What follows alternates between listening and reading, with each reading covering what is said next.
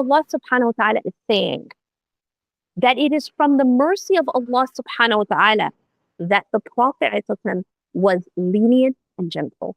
He wasn't harsh. Linta lahum. And then Allah goes on and says, وَلَوْ كُنْتَ. And I want you to listen carefully to this part. He says, وَلَوْ كُنْتَ فَضًّا غَلِيظَ الْقَلْبِ لَانفَضُّوا مِنْ حَوْلِكَ.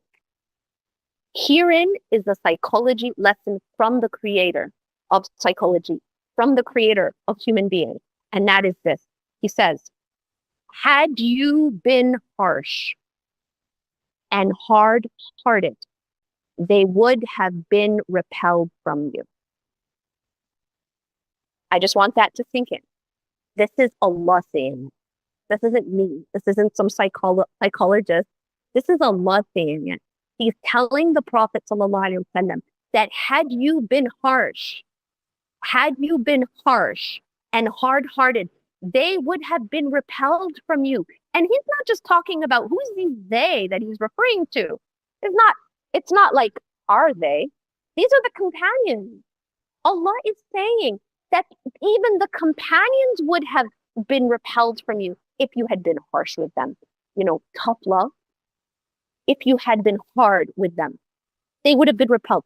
Allah subhanahu wa ta'ala is teaching us a lesson in psychology here, and that is tough love doesn't work, that harshness doesn't work, that this idea that if I'm really firm and strict with my kids, you know, I'm gonna raise good children. What you're gonna raise in, you're gonna raise probably very anxious children.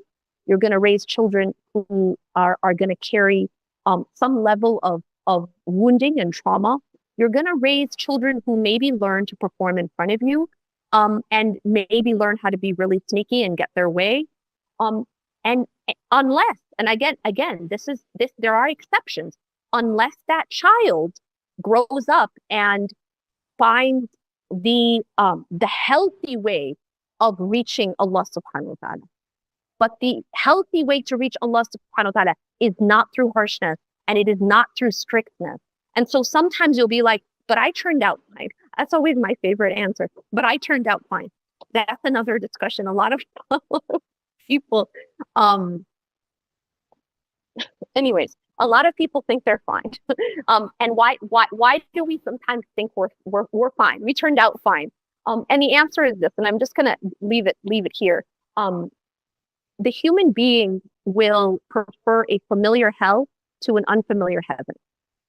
So this is a human psychology rule, which is basically whatever we're familiar with, we prefer it, even if it's unhealthy. And this is why people who grow up in abusive homes, they tend to marry abusers. The reason for that is that it's familiar, and the nervous system will lean towards what is familiar. And this is why we never ever want to make our house or our children grow up where abuse is familiar, or disrespect is familiar, or lack of safety is familiar. We never want that. We never want, yelling to be familiar. We never want strict punishment to be familiar. We never want our children to grow up in an environment where they're not allowed to make mistakes. This is one of the most deepest reasons why we have so many issues, including issues with mental health, including issues with things like even narcissism, including all these mental health personality disorders. We weren't allowed to make mistakes.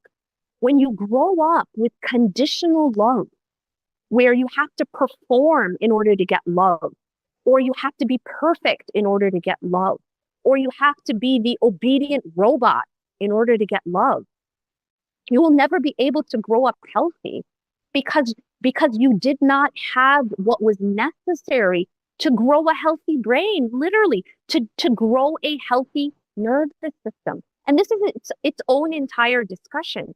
But when we believe that something was normal, that should have never been normal. Sometimes we think like, well, that's the way it was done and I was fine. But we don't realize that just because something is familiar doesn't mean it's healthy. Just because it's familiar doesn't mean it's healthy. So I'm going to go back to this ayah, and I want to point out to you that Allah subhanahu wa ta'ala is saying to the Prophet alayhi that it was a blessing that he was gentle, and that had he been harsh and hard-hearted, they would have been repelled from him. And then Allah says, فَاعْفُ عَنْهُمْ وَاسْتَغْفِرْ لَهُمْ وَشَاوِرْهُمْ فِي الْأَمْرِ. Look at this advice for parents. Like, this is Tarbiyah 101. That's what this ayah is. This is ayah 159 of Surah Al-Imran. If you want to go and study this ayah. And I recommend studying this ayah. But this is Tarbiyah 101. That's what this is. How do you raise another human being? He is saying, فَاعْفُ عَنْهُمْ. Forgive them, pardon them. That's the first thing he says. Pardon them. وَاسْتَغْفِرْ لَهُمْ. And seek forgiveness for them. وَشَاوِرْهُمْ فِي الْأَمْرِ. Check this out. And involve them in the decision. شَاوِرْهُمْ فِي الْأَمْرِ. Here, the word shura is in this part. So basically make shura with them. Don't be like an authority, like a dictator in your house. Don't be a dictator in your house. That doesn't work.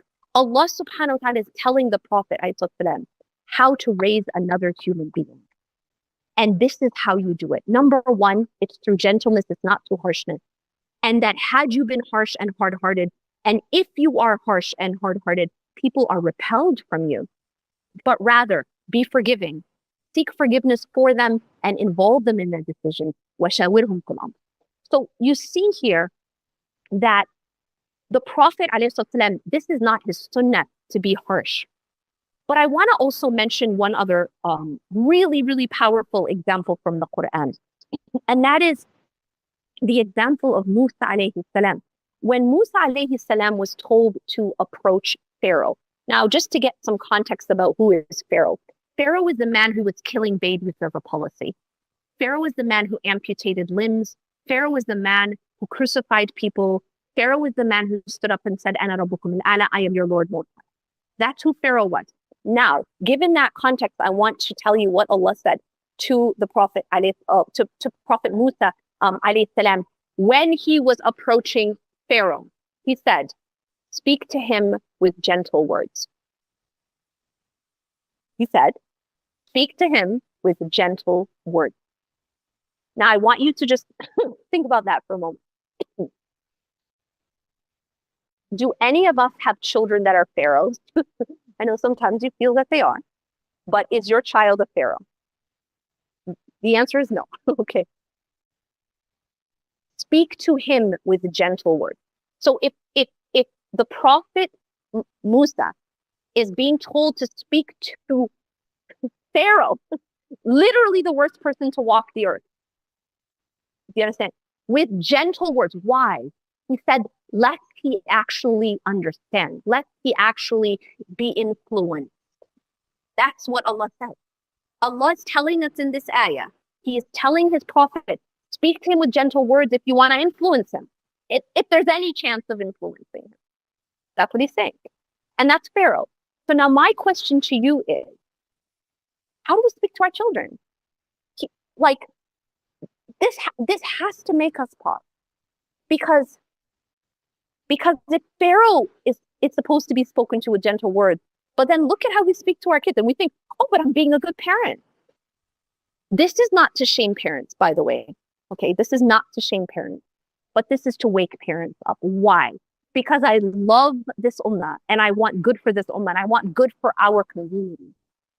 And it will not happen until parents start to take accountability and change and heal the generational trauma